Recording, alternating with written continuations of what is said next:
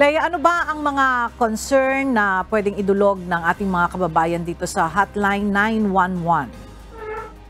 Magandang tanghali sa iyo, Ella. Garang responde sa lahat ng klase ng insidente, aksidente, krimen at maging sa mga nangangailangan ng rescue operations.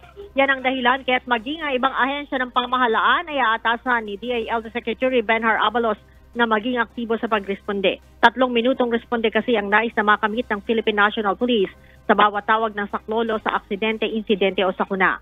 Kaya naman, pinalalakas pa ng pambansang pulisya ang kanilang 911 emergency system.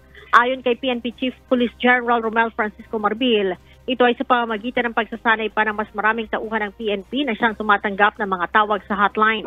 Nasa 20 pulis naman ang naka-duty sa kada shift sa PNP Command Center na siyang tumatanggap ng mga tawag.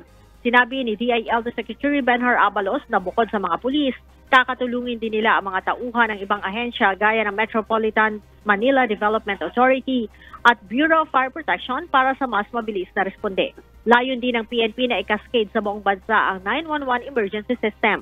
Ang PNP ay nakatatanggap dati ng nasa 50,000 tawag kada araw, subalit nasa 500 lamang ang lihitimo rito. Kaya naman, nagbabala din si Secretary Abalos na maaaring makasuhan ang mga prank callers na nanggugulo lamang sa 911 operation. Ella? Alright, maraming salamat, Leia Ilagan.